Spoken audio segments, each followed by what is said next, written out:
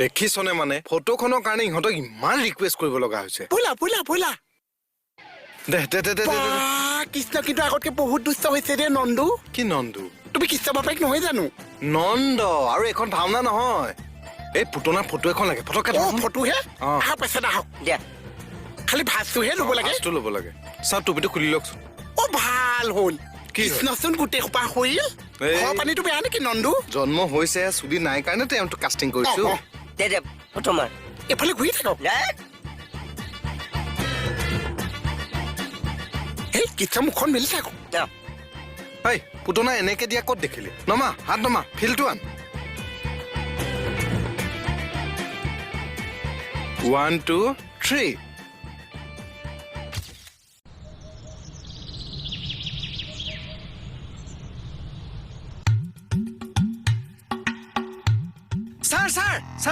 Sir আপোনাক পালে ভালেই হ'ল কি কোৱা মোৰ ইম্পৰ্টেণ্ট কথা এটা আছে আপোনাৰ লগত নিজৰ বুলি বলকচোন বলক ক'ত যোৱা? মই কৈ আছো মই কৈ যাম বলক আৰে বলক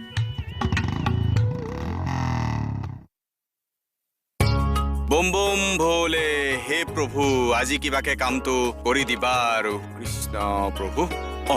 তৰা বাইদেউ দেখোন তৰা বাইদেউ ৰবচোন বাকী ভালে আছে আছো আৰু এতিয়া গলে মই থানাত ছাৰক লগ পাম নে পাবও পাৰে মই মানে থানালৈ যাওঁহে এতিয়া তেনেহলে মোৰ গাড়ীতে বলক নালাগে আপুনি যাব বাৰু থানালৈয়ে যাম নালাগে হ'ব বাৰু মই গৈ থাকো একো নহয় আহকচোন। কিয় যাম হে পৰপুৰুষৰ লগত পৰপুৰুষ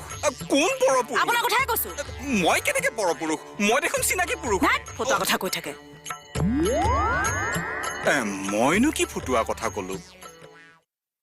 আহক ছাৰ ইয়াতে বহক আৰু আজি দেই বেয়া নাপাব আকৌ দেই বহকচোন